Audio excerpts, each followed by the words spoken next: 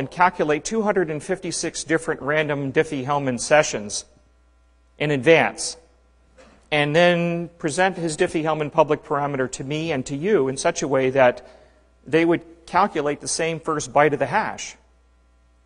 And then the hash would match in the first byte, and then he would be able to fool us. So what's our alternative? We could display a long hash, but then it would be ergonomically unacceptable. Your mother is not going to like to use a phone that she has to display 160 bits of SHA-1, you know. She's not going to like that. So what you want is something that can display a very short hash so that it's ergonomically acceptable. But you don't want him to make that massively parallel attack.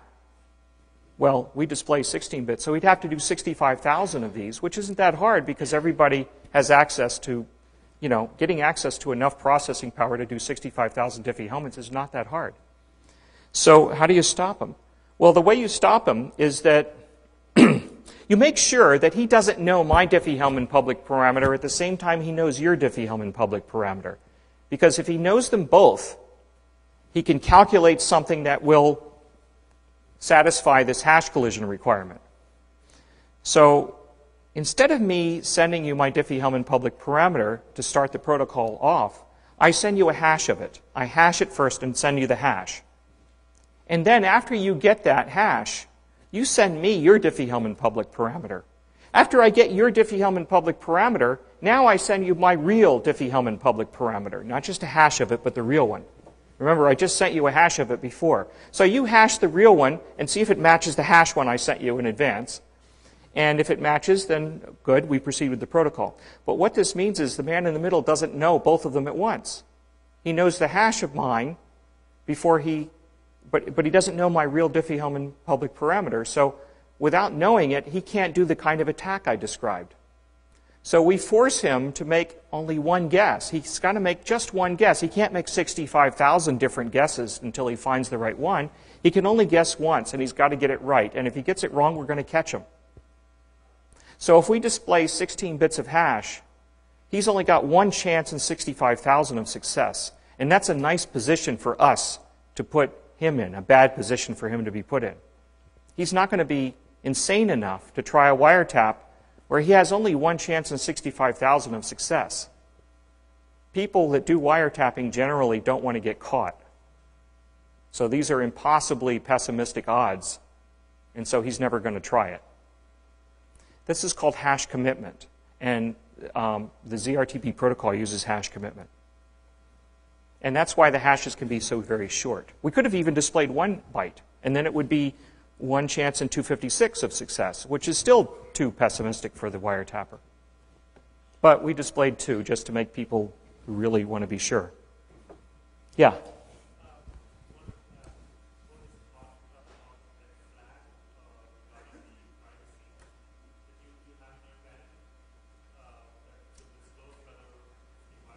Yeah.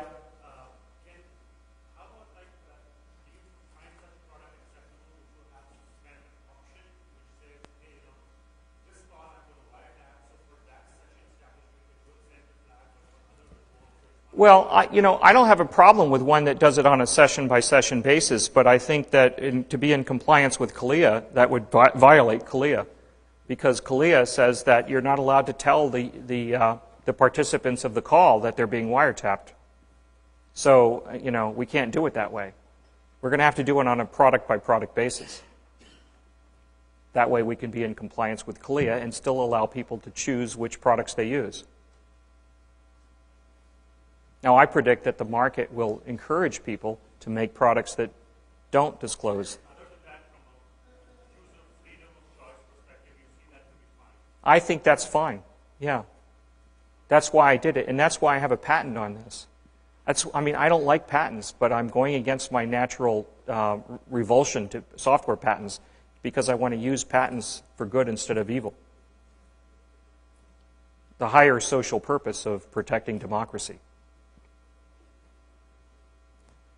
Yeah. So what is done with this bit at the other side? Do all potential clients have to display some sort of this call might be monitored or? Yeah. You get the packet from the other side, and you can presumably your user agent will display something that warns you. So the patent is saying I must set this bit. In order for that to be useful, would all clients... Well, remember, your user agent is something you bought yourself. You know, I mean, you would buy one that would display something. You know, I mean, if it doesn't, then don't buy it. Yeah. Talk louder, please.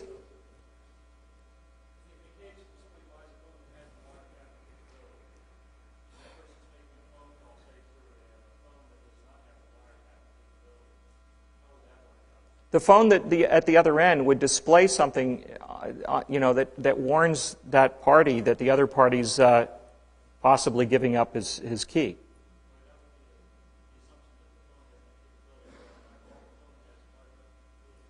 No, even phones that don't have the wiretap capability are going to rat out the other guy.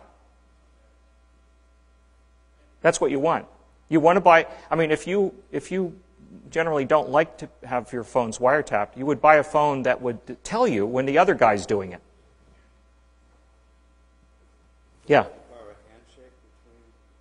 Yeah, it does require a handshake, but it is part of the protocol, so it is a handshake. I mean, there's no handshake, it's simply a disclosure. There is no handshake that does the disclosure. It's just that the phone that does the disclosure of the key to somebody, you know, will also disclose to you that it's doing it. No, both phones are simply using the ZRTP protocol. And a requirement of the ZRTP protocol is that if you're going to give up the key, you got to tell the other party. Now, that means that that not on a call-by-call basis again, but you know, on a product-by-product basis. If you're designed to give up your key, you got to tell the other party. Most soft VoIP clients probably are not going to be designed to give up the key, because if they did, nobody would buy them.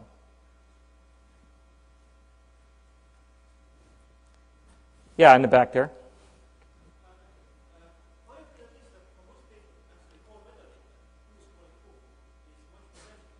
What?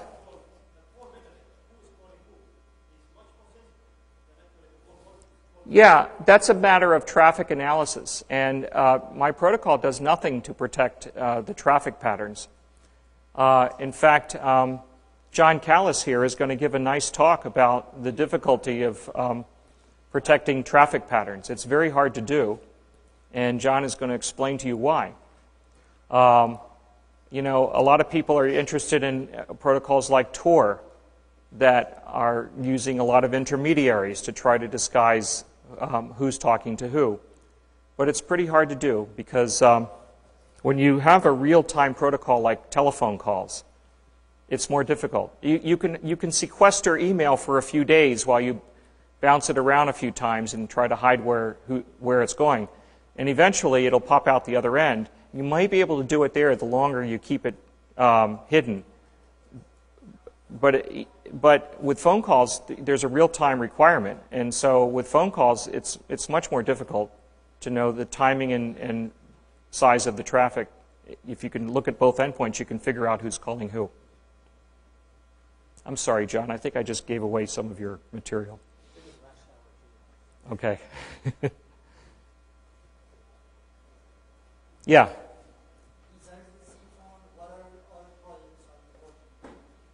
Besides Z-Phone, what other projects am I working on? Well, this one's taking up a lot of my psychic energy. I think this is a really fun project. I mean, you know, I'd already done, you know, email encryption a long time ago, and I'm kind of I'm more interested in phone calls. In fact, I wanted to do phone calls before even I wanted to do email encryption. I would have done it years ago, except the technology wasn't ready. In fact, actually, in 1995, I did do it, but the internet wasn't ready then. Nobody had broadband, and there were no VoIP standards. But it's the perfect time to do it now.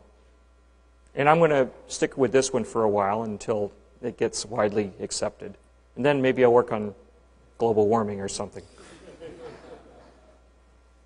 Yeah?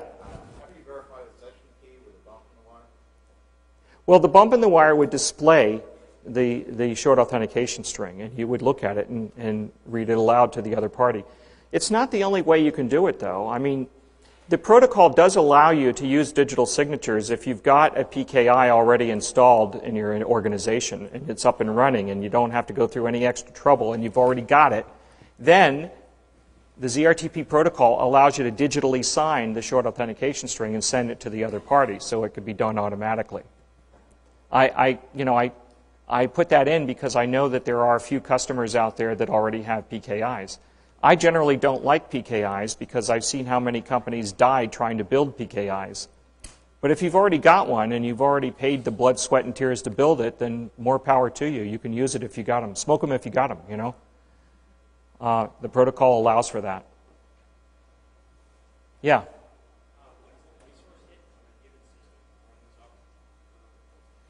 You know, it's not much resource because there's a little burst of calculation at the beginning to do the Diffie-Hellman, just like any public key calculation. If your math library is fast, which it is, I mean mine is, because I use the same one that PGP uses, by no small coincidence. Or it's not a coincidence at all. But anyway, it's fast. And the other thing is the encryption of the voice packets, but that takes almost no time. The codecs take far, far more resources than the encryption. Compression is just far slower than encryption. In fact, if you have a fast enough processor to run a codec, that's plenty to do the Diffie-Hellman at the beginning. Yeah.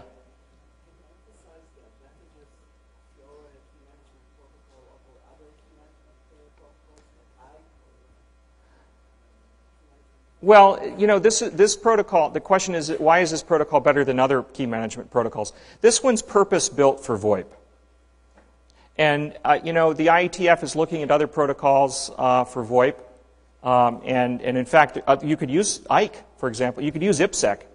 But I think that IPsec is wrong for encrypting VoIP because it's too low in the protocol stack. You really need to be able to tell the user the call's encrypted or he's not going to feel comfortable enough to talk about anything except the weather.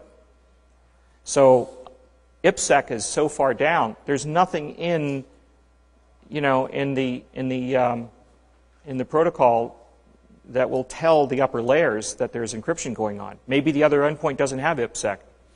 So and the IETF is looking at another encryption protocol that's based on TLS. But I think that TLS is a fine protocol for having a web browser talk to a web server. That's what it was built for. But I don't think it's a good protocol for, you know, VoIP encryption.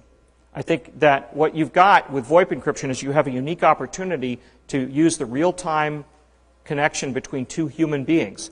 Human beings.